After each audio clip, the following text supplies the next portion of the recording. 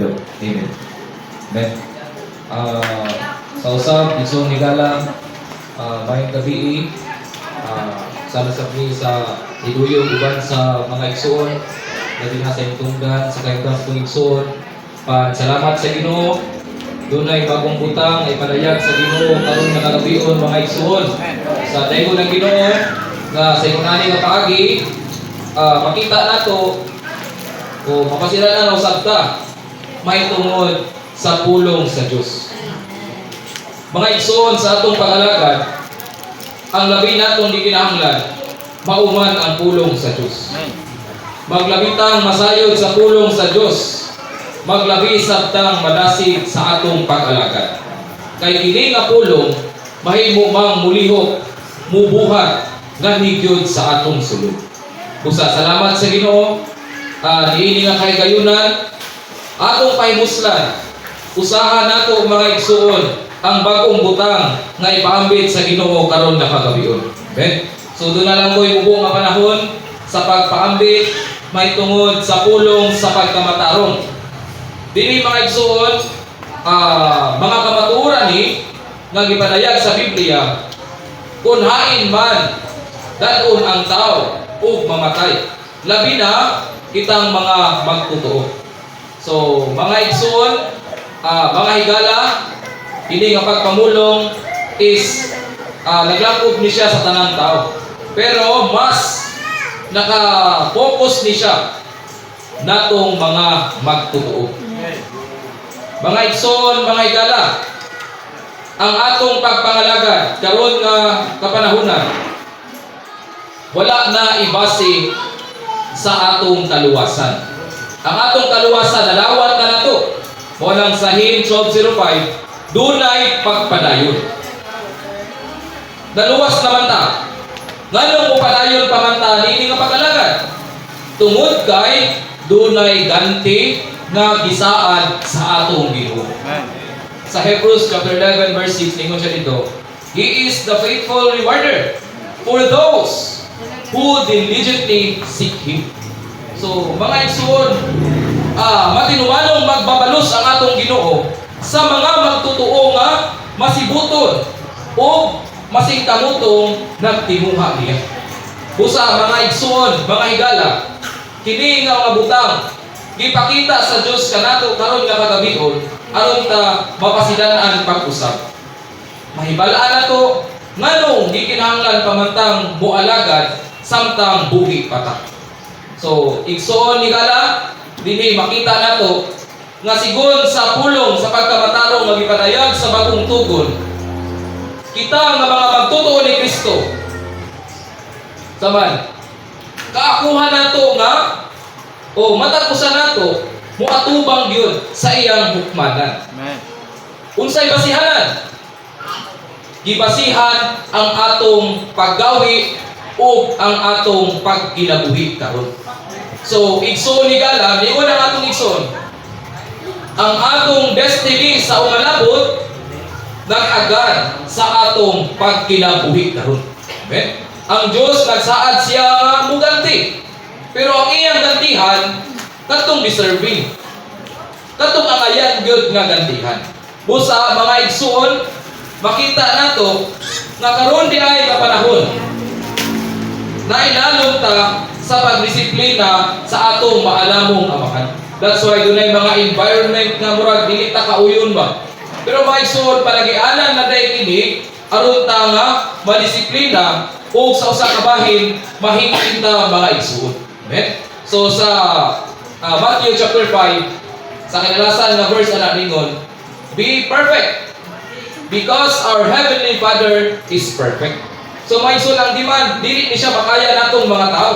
Pero may igsoon di kinahanglan ni siya alang nato o mao ni magtulod nato nga labi pang muduol o maninuod sa atong Dios.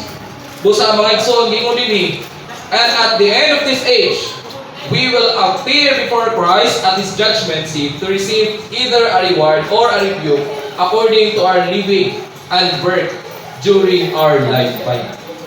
So sa atong kasamtangan nga pagkinabuhi, nakagad di mga igsuon ang atong future sa umalabot. Kung gantihan ba ta o pagasilutan. Mga igsuon, wala na ta mag-isgot ani regarding the salvation nga moadto sa nga magluwas nato gikan sa eternal perdition or sa lake of fire. All of us nga naluwas na, gipanganak na pag-usab, dili na malinaw kalayo. But the point here is gikinahanglan tang maniluod sa atong pag-alagad.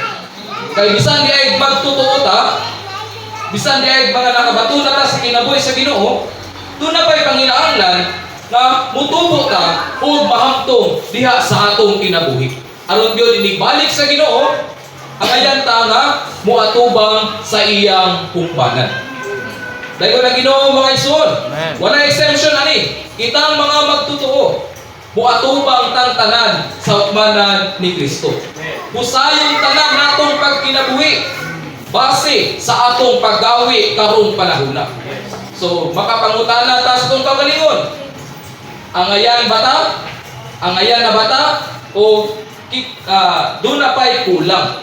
Busa mga igsoon kini siya nga pagpamulong, nagpakita ang alika nato nga matagusan nato mga igsuon, kinahanglan ta nga maninuod sa itong pag-alagad samtang doon na patay kinabuhi. Naapaling tawhanon nga kinabuhi kining atong pag-alagad ba? Pero mga igsuon, ang mga magtutuong nag-alagad, maabot maging ang panahon nga dili pa ubalik ang Ginoo niya mamatay na sama sa kahimtang sa atong igsuon. Giingon dinhi, his incorporeal spirit and soul go to paradise, the pleasant part of Hades beneath the earth, not to heaven. Mga igsoon, mga higala, sa bagong tugon, dunay gitawag og Hades. Kining Hades, kalibutan ni siya sa mga patay. So kini siya nga dapit giandam ni siya sa Ginoo, diri itapok ang tanang mga tao, magtutuo o dili magtutuo, sa dili pa mubalik ang atong Ginoo. So naglangkob ni siya sa mga nanguna nga mga igsoon, nanguna nga mga tao, katong nangamatay na, naanili sila sa Hades. Unya kini mga igsoon, kung sa may lang buhaton dito, nakagad sa ilang kahimtang. Kung namatay ang usa ka tawo nga wala makabaton sa kaluwasan o sa kinabuhi sa Dios, kaya ang Hades doon naman siya duha ka section. Torment section, dapit sa kasakit, o ang pleasant section na dapit sa kalipay. Kung mamatay ang usa ka tawo nga dili makakaplag sa kaluwasan sa Dios, sa wala dili pa mubalik ang Ginoo, ibutang na siya sa torment section. Nagpasabot nga sa wala pagani niukom ang Ginoo, nagantos na. Nana siya sa dapit sa kasakit. Then, ang mga magtutuo nga naluwas, nakabaton sa kinabuhi sa Dios, naa siya sa pika section nga gitawag og pleasant section. Dapit sa kalipay diin ginipay ni amahang Abraham. So, lego lang Ginoo mga igsoon. Dini makita nato nga tako yung diferensya ang magtutuo o dili magtutuo. Busa kita nga mga magtutuo, dili lang muna ta makontinto aling butanga, kundi doon na patay pagkakita mga igsuon.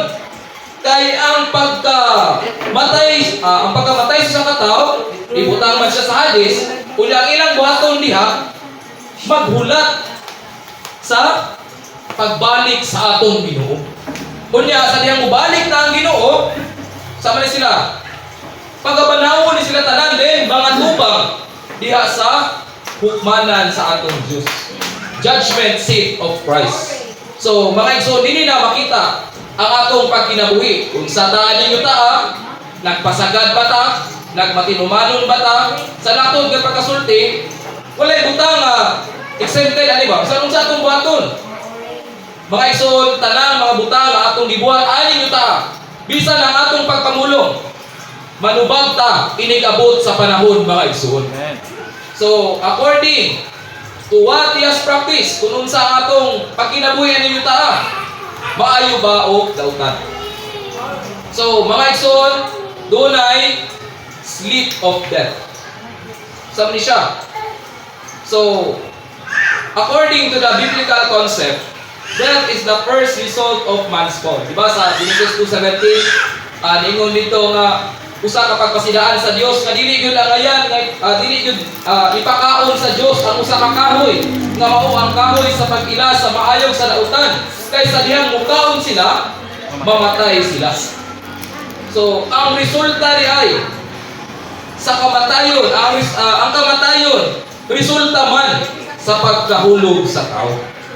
So, kung dunay death, dunay life. Then death is the opposition of life nga mauuntay ipaambit sa Ginoo nga nasa tao, pinaagi sa kahoy sa kinabuhi. Pero lahi man ang nakaon, muna nga pagkahulog sa tao, death yun, kamatayon yun ang kahigpita ni. Amen? So, it is ranked with curse and contraposition to blessing.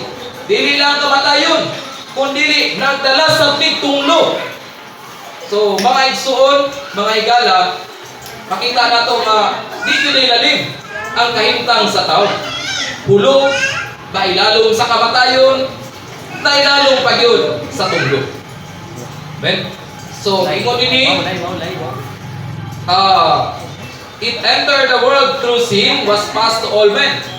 Nagpasabot nga sa Romans 5, makita dito, matungod sa usa ka paglabas, nakasala pud tanan. So, mga igsoon, tungod ni Adan, no? Unang tao, nadamay ta mga igsoon, may tao man ta.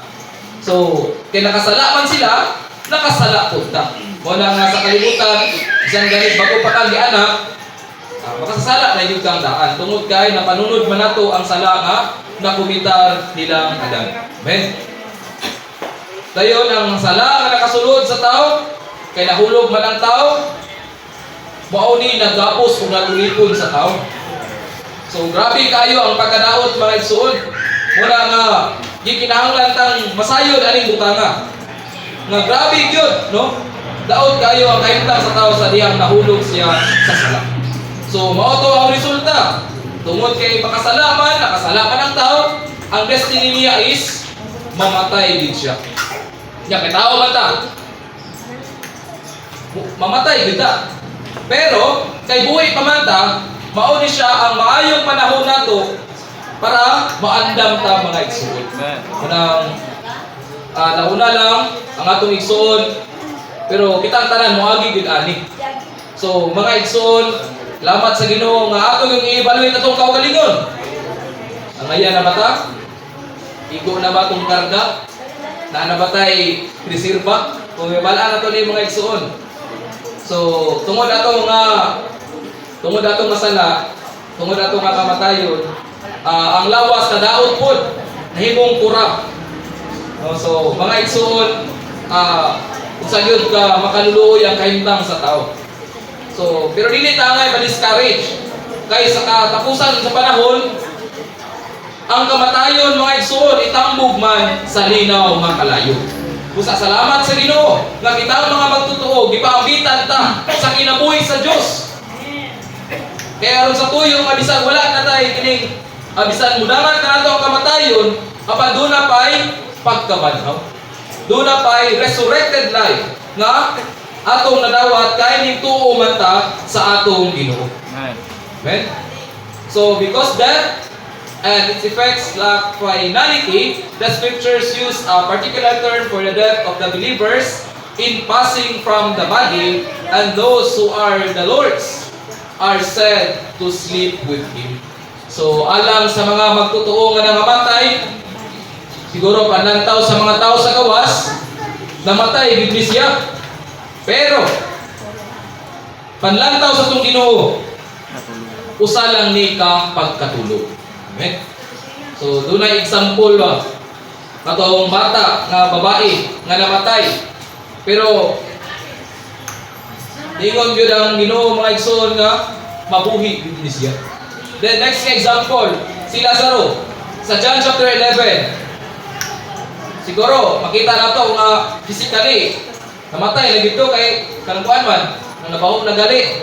Pero mga igsoon, Giingon sa tong Ginoo, usa lang na siya ka pagkatulog. Muna nga, itong panahon na, gipukaw yun niya, gikan sa pagkatulog.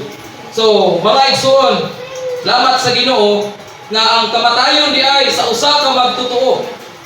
Usa ra di ay ni ka pagkatulog, mga igsoon. So, dunay duha ka aspect sa negatibo, usa ni kapakasidaan ni Pablo sa taga-Korinto na tungod sa pagbantong sa Dios. Dunay pipila nga weak, naluyahan or something nga nagluya, nagsakit ug bisan pa man ngani nangatulog. So kani nangatulog ani mga igsoon, mao ni ang kanang gitawag sa kalibutan ba og kanang namatay. So mga igsoon, alang nato nga mga magtotoo, usa ni siya ka pagkatulog. Okay?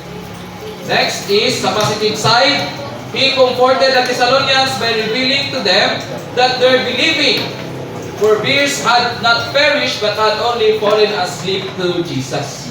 So ato di pagtuo sa Dios.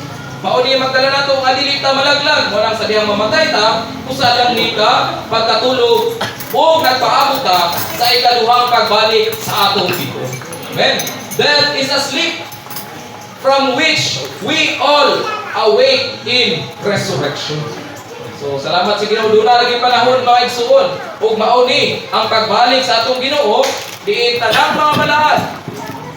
Ato bang karaan ng mga igsuon atong naging panahunan pa, bisan karon tanang nga matay, pagbalik sa Ginoo, tanan pagabanhawon, mga igsuon. Amen. The righteous dead being in paradise until the end of the age. So, mga igsoon, sa dili pa ubalik ang atong Ginoo, naaragid sila sa paraiso. Naaragid sila sa Hades. Dapit diin, gilipay sila ni Amahang Abraham. Kaya mga magtotoo man eh. So, next mga igsoon. So, kini siya, words of encouragement. So, sa itong kaimtang sa atong igsoon, mga igsoon, nung saan siya ka pagkatulog lang, dayon sa pagbalik sa Ginoo, no? Buyo ni, pagabanhawo ni, pagbalik mga igsoon, uban sa tanang mga balaan. Okay? So, in addition, especially sa life study sa Thessalonians, message 16, tingon dito nga, kita ang mga magtotoo. Lahit ta sa mga dili magtotoo. Kaya nga naman, tungod kay ang mga dili magtotoo kung mamatay, ibutang sila sa present section, then pagbalik sa Ginoo, wala na ilaing langas, diretso sa linaw kalayo. Wala na ilang destiny.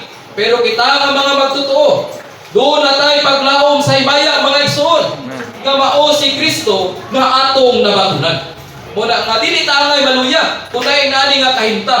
Kaya naman si Kristo nga ni kanato, nga maoy atong paglaom diha gyud sa himaya. Amen. So also those who have fallen asleep through Jesus, God will bring with Him. Praise the Lord. Nga dato na gyud sa Dios, mga igsoon, no? Praise the Lord. So verse 14, when Jesus comes again, He will bring the dead and resurrected believers with Him. So tinaw kayo nga pagbalik sa Ginoo, tanood gid niya. Banhawon gid niya ang mga balaan uban niya. Okay?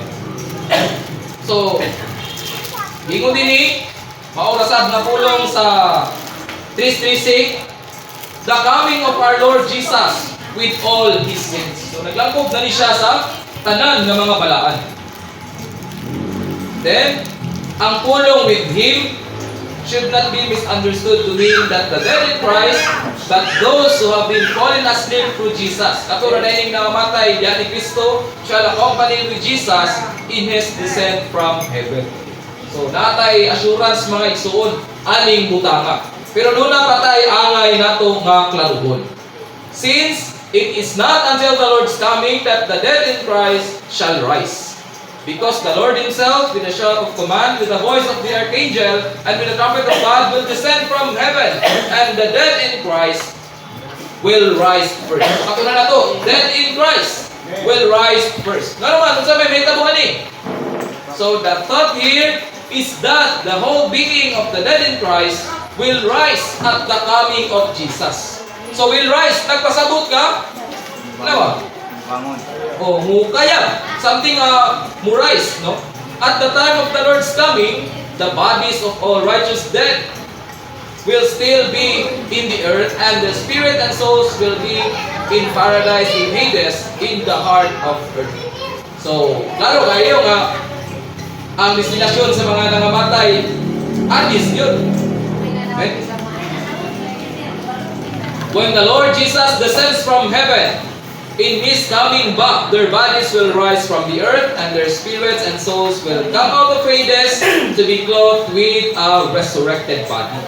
So sa paghawa diay no sa lawas sa mga magtotoo gikan sa Hades, ilista na diay ang corrupted body, from corrupted body to resurrected body. Thus the Lord Jesus will come down from heaven, and the sleeping believers will rise up from the earth. So, mao ni siya mga igsoon ang term nga with Him. Amen? So, to be sure, if the dead in Christ have been in heaven, there would be no need for them to rise and be carried away to be with the Lord at His coming. So, kung tinuod pa kuno nga ang mamatay, kung mamatay na ako sa katao, kung manaa kuno sa langit, anong kinahanglan pa man nga mo rise? Di ba? Kung nana sa langit. So, naigasgas mga igsoon. So, ito na determine. Rather, the Thessalonians who had fallen asleep along with David and the martyrs under the altar shall remain in paradise in Hades until the second coming of the Lord, when they shall be resurrected. So, sa book ani mga igsoon, sa article, gingon dito nga, bisan si David, wala man siya niadto sa langit. Asa man siya? Naara siya sa Hades. Kay ang pag-ascend, ang sunod sa pag-ascend, mauman ang pag-resurrect. Unya mga igsoon, walay laing na banhaw gawas sa atong Ginoo. Kung dili ka ma-resurrect, dili yung ka ma-ascend. Di ba? Kasi sa process sa atong Ginoo, gingon dito, human living, crucifixion, then namatay siya, then gilubong, then nabanhaw, then yung kayab, dayon pagbalik sa iyang ikaduhang pagbalik, dunay pag-descend, dunay pagnao mga igsuon. So dili gipakita nga naara gyud sa Hades mga igsuon si David, mga magtutuo bisan katong mga gipang martir. Mga igsuon mo na nga sa ikaduhang pagbalik sa Ginoo, pagabanhawon ni sila. So, our need for maturity and faithfulness prior to our death. Amen? So, kini nga mga butang, masuta ginato itong kahintang mga igsuon. So, Paul's word in Book of Corinthians, 2 Corinthians chapter 5, are the most fitting conclusion for our argument against the living teaching of heaven as the believer's destination after death. So, ang heaven di ay mga igsuon nga nang giingon sa Christianity is living teaching. So, dili siya align sa truth. Dili siya align sa kamatuoran tungod kay again, ang part man, ang dapit na kabutngan sa mga nangamatay dito sa Hades.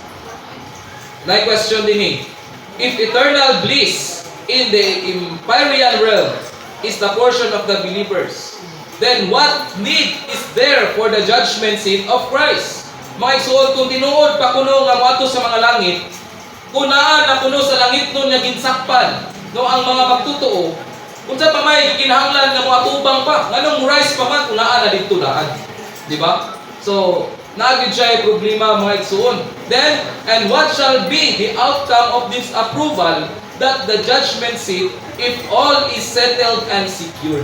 Di ba?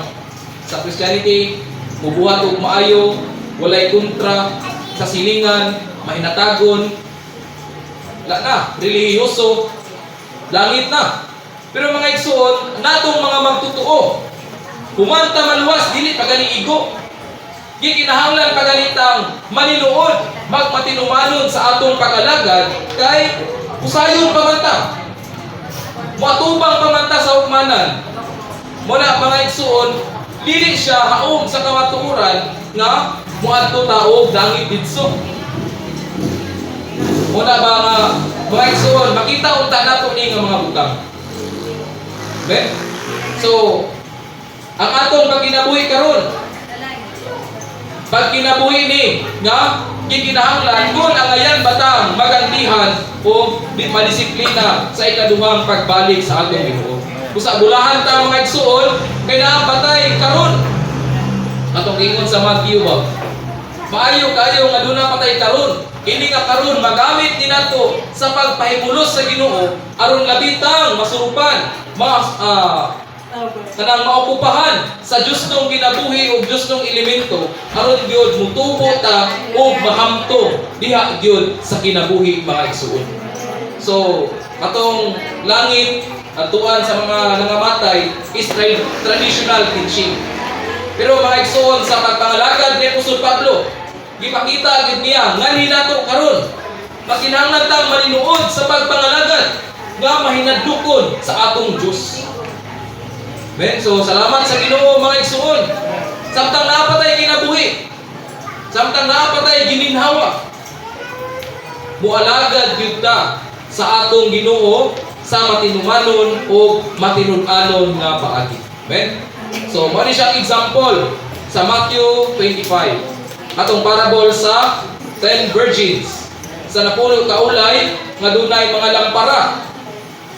Dayon, tinguhan nila nga musugat sa ilang dunay bridegroom. Pero mga igsuon, dunay ni sila duha ka group.